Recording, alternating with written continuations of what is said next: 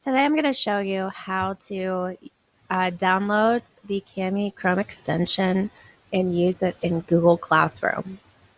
The first thing you need to make sure is that you are logged out of every other account that you have on Google. Make sure you're only logged in to your school Google account. Then you can go to the Chrome Web Store. Search for Kami, Kami, and you're going to see the Kami extension, PDF, and document annotation. Click Add to Chrome. Click Add Extension.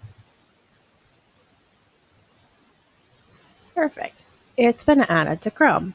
Okay, so you have downloaded it, and it's now in your browser. Make sure you're also using Google Chrome. It's a Chrome extension. Now I want you to go up to the top and actually visit their website. You have to sign up. So you're going to sign up with Google, and you're going to sign in with your school account and hit allow.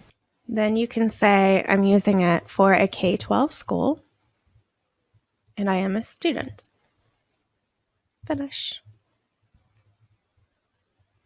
Okay, now they have all these videos and things, and you'll be able to go directly back in to Google Classroom.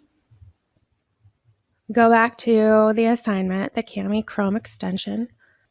Click on your assignment, and it should say Open with Kami.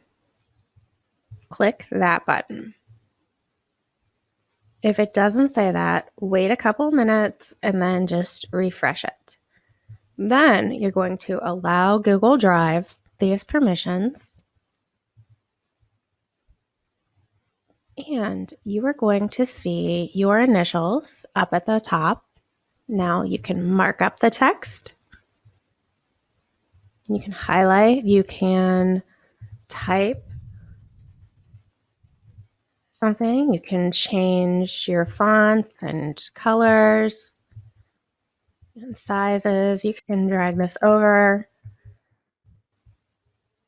You can add different shapes. Also, if I want you to circle something, you can circle it like that, or underline, draw an arrow. If you've gone through Google Classroom, it automatically saves all of these changes for you, and your teacher can see what you're doing, and they can also make comments on your PDF as well. You can hit turn in,